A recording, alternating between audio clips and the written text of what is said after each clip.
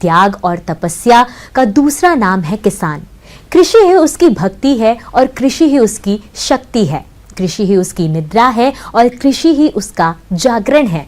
ऐसे ही भारतीय किसानों को खेतीबाड़ी से जुड़ी हुई बहुत सी नई लाभकारी जानकारियां देने के लिए हर रोज सुबह हम आपके साथ आते हैं।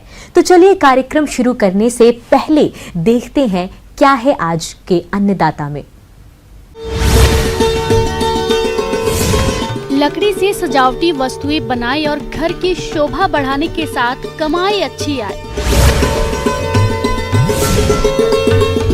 ज्वार की करे उन्नत तकनीक से बुआई और ले अधिक उपज।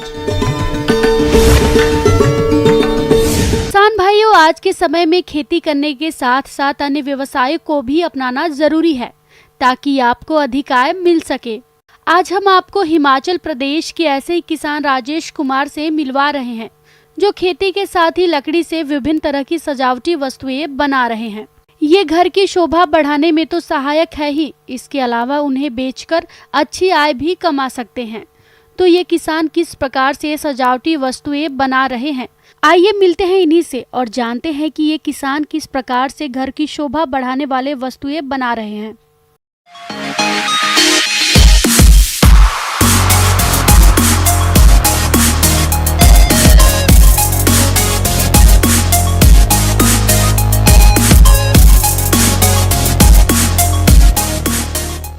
वैसे तो हम मुख्य रूप से कृषि ही करते हैं, काफ़ी सालों से कर रहे हैं, पर इसके साथ साथ मेरा लकड़ी पे काम करने का भी एक शौक़ है और ये शौक़ मेरा 20 सालों से है। जैसे मुझे समय मिलता है, जैसे बारिश होती है, हम खेतों का काम नहीं कर पाते, उस टाइम में ये शौक़ का काम करता हूँ, जैसे लकड़ियों पर नक्काशी करना, नेचुरल आर्ट। प्रदेश के अधिकांश किसान भाई कृषि के साथ साथ सह व्यवसायों को अपनाकर अच्छी खासी आमदनी कमा रहे हैं और यह किसान भाई भी खेती के कार्य से समय मिलने पर जंगलों से लकड़ियों को लाकर कई तरह की सजावटी वस्तुएं तैयार कर रहे हैं। जैसे हमारा सीजन ऑफ होता है तो हम जैसे जंगलों में जाते हैं तो वहाँ से ऐसी लकड़ियाँ ढूंढते हैं जिसमें कोई आर्ट छिपा है, तो मैं उन्हें इकट्ठी कर लेता हूँ और मेरे साथ जो घर के बच्चे होते हैं वो भी साथ ले जाता हूँ और वो भी लकड़ियों को लाते हैं। और मेरे पास काफ़ी तरह की लकड़ियाँ हैं और इनकी लाइफ भी काफ़ी लंबी है। कुछ लकड़ियाँ तो ऐसी है जिनकी लाइफ 500-600 साल तक की है, अगर उन्हें सुरक्षित अंदर रखा जाए। जैसे उसमें नक्शे दिखाई देते हैं, मैं वैसे उन्हें बना देता हूँ। कई लकड़ियाँ तो ऐसी होती है सर, जैसे नेचुरल है, उसमें सिर्फ पॉलिश होएगी और तैयार हो जाती है। कईयों में स्केचिंग करके उसे तैयार करना पड़ता है। और कई कांटेदार लकड़ियाँ होती है जिसमें से मैं कांटे निकाल के उनके ड्रैगन्स बनाता हूँ या सांप बनाता हूँ। मैं काफ़ी तरह की आइटमें बना रहा हूँ, जैसे कि मोर, शेर, टेबल्स, कॉर्नर डिज़ाइन, ड्रैगन्स, सांप, छिपकली, इस तरह की कई तरह की आइटमें बना रहा हूँ। जैसे कि एक यहाँ पे मैंने शेर बनाया है, तो इसको बनाने में बहुत समय लगता है और इसमें लागत भी बहुत ज़्यादा आती है। देखो, ये लकड़ी मुझे अपने खेत में मिली थी। एक पहले ये एक गुटका था, पर मेरी कल्पना से इसको मैंने एक आदमी का रूप दिया है और अभी ये शुरू ही है, इसमें स्केचिंग की हुई है। इसको तैयार होने में भी समय लगेगा और लागत भी काफ़ी आएगी। इन लकड़ियों को तैयार करने के लिए मुझे कुछ सामान मार्केट से भी लाना पड़ता है, जैसे कि पॉलिश हो गए और शीशा हो गया।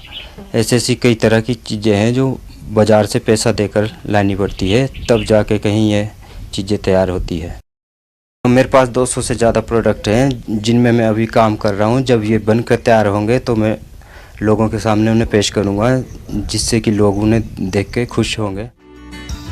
किसान भाइयों, जिन लकड़ियों का इस्तेमाल अक्सर हम घरों में ईंधन के तौर पर करते हैं या बेकार समझकर इसे जंगलों में ही छोड़ देते हैं, यह किसान भाई इसी तरह की लकड़ियों का इस्तेमाल कर कई तरह की सजावटी वस्तुएं जैसे जंगली जानवरों, इंसानों, पक्षियों व अन्य तरह की कलाकृतियां तैयार कर रहे हैं। इन सजावटी वस्तुओं को देखकर यह जरूर कहा जा सकता है कि इन्होंने बेकार पड़ी लकड़ियों में भी मानो जान डाल दी हो, जिससे घर की शोभा तो बढ़ती ही है, इसके साथ ही इनको बेचकर यह किसान भाई अच्छी खासी आय भी कमा रहे हैं।